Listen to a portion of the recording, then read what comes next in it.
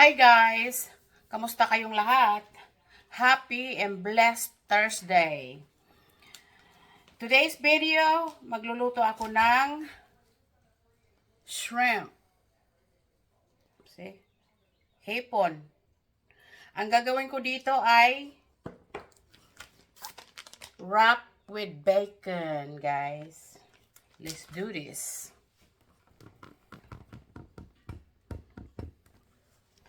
Una ay hihiwain natin tong ating bacon. Yan lang ang bacon ko. I hope is enough for today. Hihiwain natin siya ng ganito kalaki.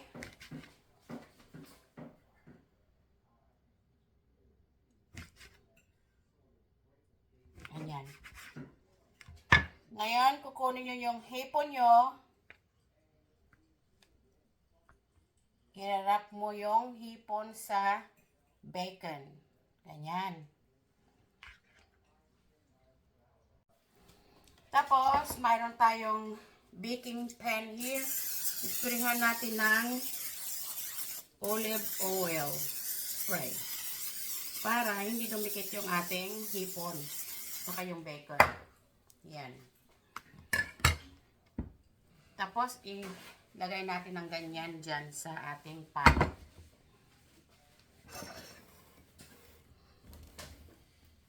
Okay guys. Gawa pa tayo ng isa para makita nyo. Ayan, ganyan.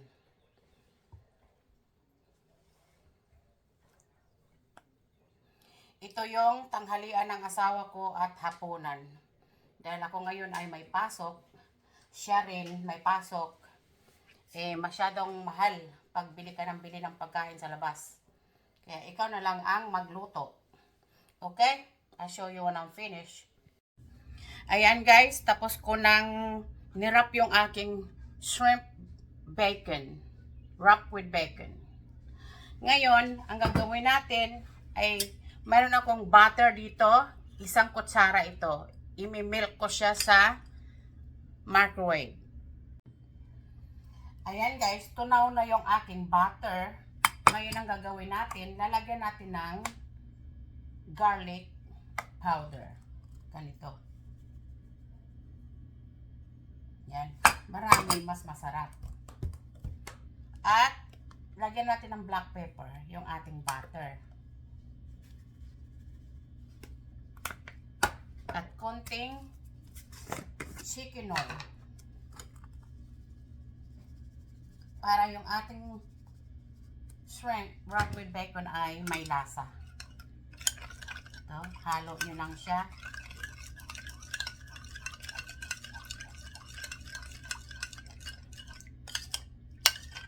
Meron ako nakalimutan. Kuha tayo ng lemon.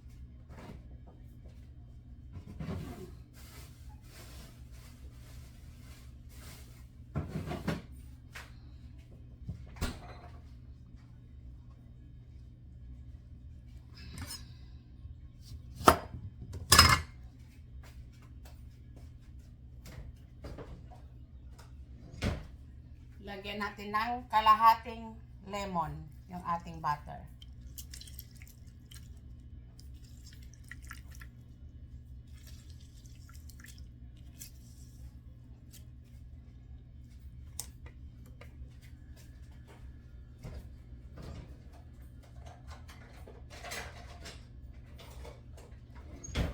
At nakauna yung aking haluin yung butter na may lemon, garlic powder, and black pepper, and chicken oil. Okay? Tinikman ko. Medyo matabang. Kaya ang gagawin ko, lalagay ko siya ng liquid seasoning. Ng mga isang teaspoon. Yan. Tikman natin ulit. Ayos na siya. Dahil yung bacon natin ay medyo may alat din yan. So, ilagay nyo siya dyan. Yung akin oven ay naka-on ng 375. Madali lang lutuin ito.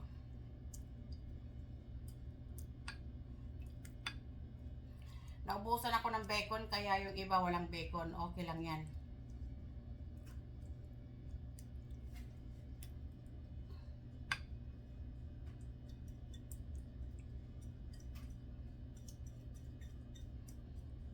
Ayan.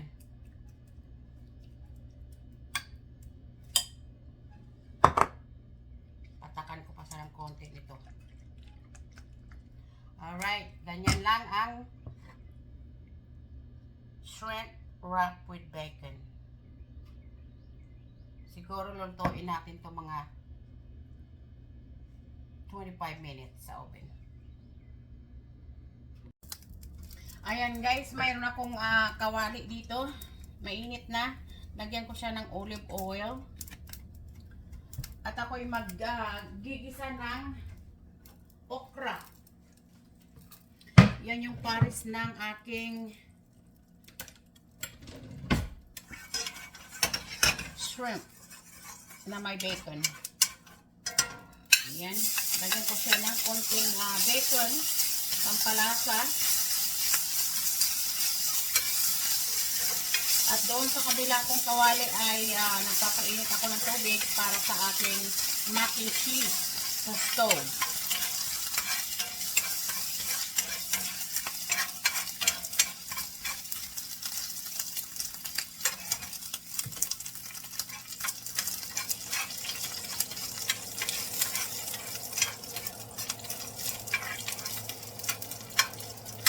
Ayan, ilagay ko na yung aking kamatis, ang sibuyas.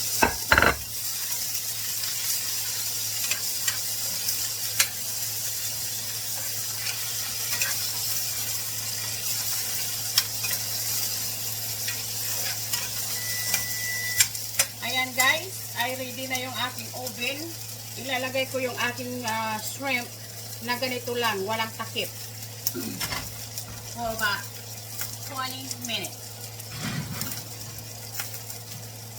30 minutes. Madali lang maluto yung guys, yung shrimp. Pero yung bacon, madali rin luto yung bacon. Kasi yan smoke.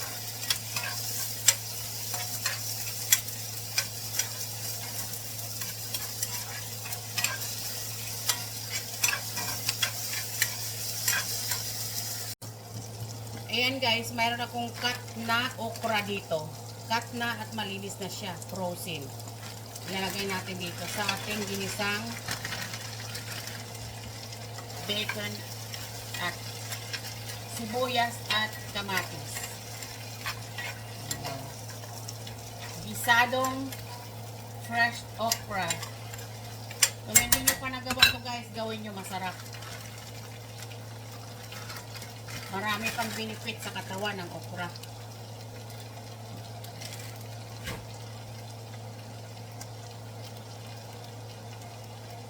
Titimplahan lang natin siya ng black pepper,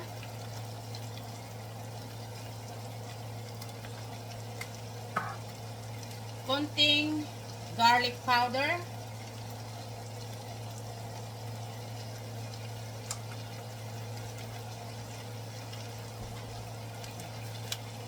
saka konting asin. Pwede nyo naman dagdagan mamaya pag kulang.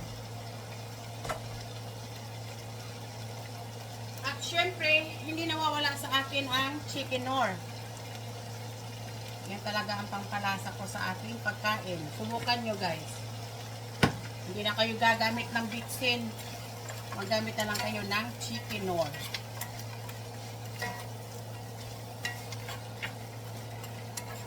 Igisa lang natin siya hanggang sa maluto.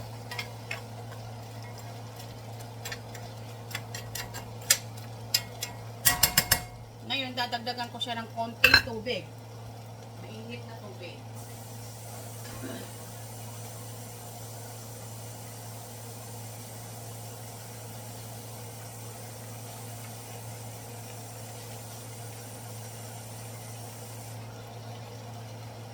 Konting tubig. Ayan. Para lang maluto yung ating okra.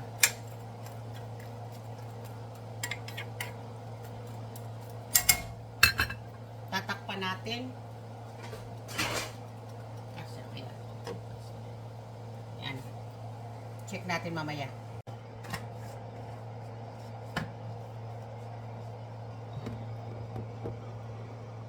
Doon naman sa kabila guys, ito ay lalagyan ko ng chicken or. Ito yung tubig ko para sa aking mac and cheese. Para may lasa yung aking mac and cheese. Nasa box lang ang ginamit ko guys, yung Belvita na may bacon. Mahilig ako sa masasarap na may lasang pagkain kaya ito, pang mandalian na luto dahil wala tayong gaanong time ngayon, may pasok tayo sa trabaho. Ay, yan, kumulo na siya. Oh my goodness, nasama.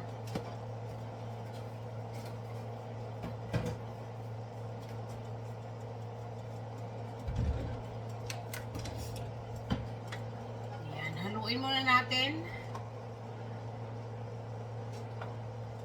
At reduce muna natin ng kanyang sabaw bago natin ilagay yung ating cheese at yung ating bacon.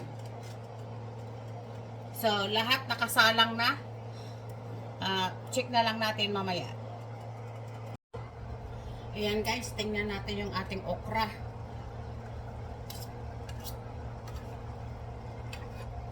Ayan, naluluto na siya.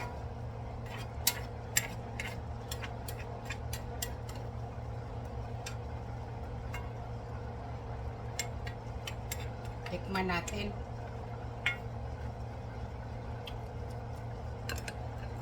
Medyo kulang sa alat. Matabang. Saka dagdagan natin ng paminta. Yan yung sinasabi ko, pakunti-kunti lang ang add ng inyong seasoning. Kasi maganda na yung kumulam sa magsobra.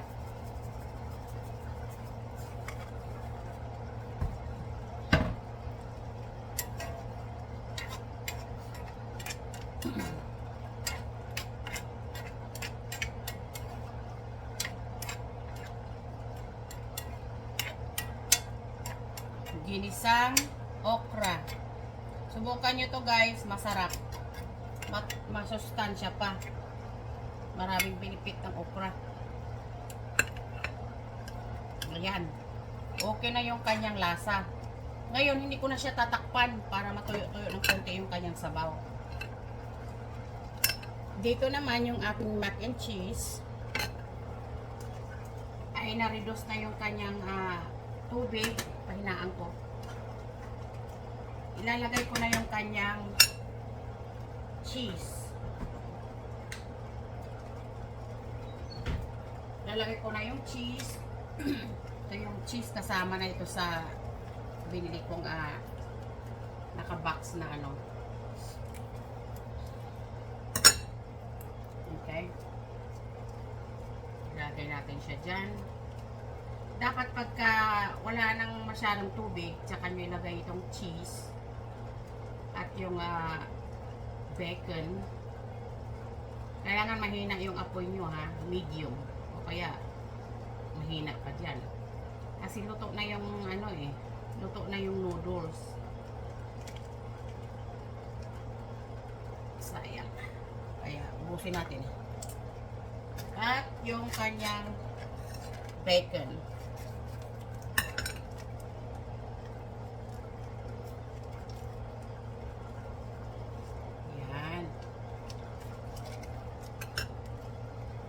Haluin.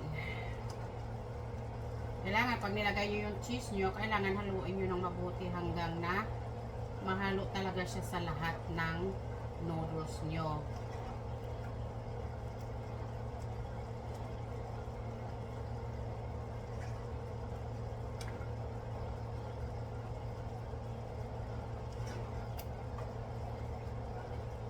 Halimbawa, dumikit yung noodles nyo, pahinaan nyo lang apoy nyo. Tatanggal na parang walang nangyari. Ayan o. Ganyan na yung itsura niya. Pero, pahinaan nyo lang ng apoy at gabayan nyo lang ng halo-halo, matutuyo din yung kanyang liquid. Pag tuyo na yung liquid niya, ay luto na yan.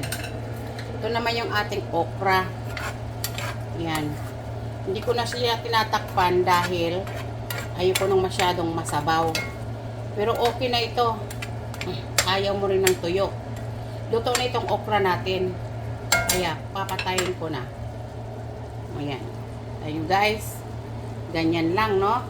Madali lang siyang lutuin. Kahit na wala kayong bacon, basta mayroon kayong chicken or panglasa, o kaya magic sarap, igisa nyo lang siya sa kamatis at sibuyas, ayos na yan. Diba? Ayan guys, malapit ang maluto yung ating shrimp with bacon. Wrap with bacon. Mga 5 more minutes. Luto na rin yung aking mac and cheese. Yan guys, akala nyo marami siyang sabaw, no? Hindi. Creamy lang yan. Kasi pag lumamig yan, tuyo ang labas niyan. Hanggang sa iinitin mo na naman siya ulit. Kaya yan, okay na yan. Tsaka ang sarap guys. Subukan nyo ito. Pag kayo ay nagmamadali magluto, iyan ang lutuin nyo. Mabilis na, masarap pa. Masustansya ang inyong vegetable. Ayan guys, luto na yung ating shrimp wrap with bacon. Ayan, yan ang kanyang itsura. At yung ating mac and cheese. Also, the okra vegetable. So, tapos na tayong pagluluto. Ayan ay lunch ng asawa ko at dinner.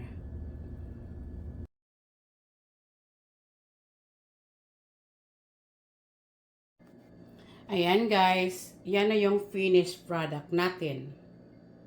Yan yung ating shrimp na wrap with bacon and okra, gisadong okra, at yung mac and cheese sa stove.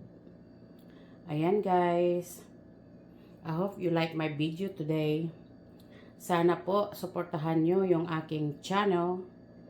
At kung hindi ka pa nakapag-subscribe, malaking pasasalamat ko kung mag-subscribe ka sa channel ko at suportahan mo yung aking YouTube channel. Hanggang dito na lang yung aking video. Until next video, everyone have a blessed day. Salamat sa pagpapanood ng aking mga video. Maraming salamat.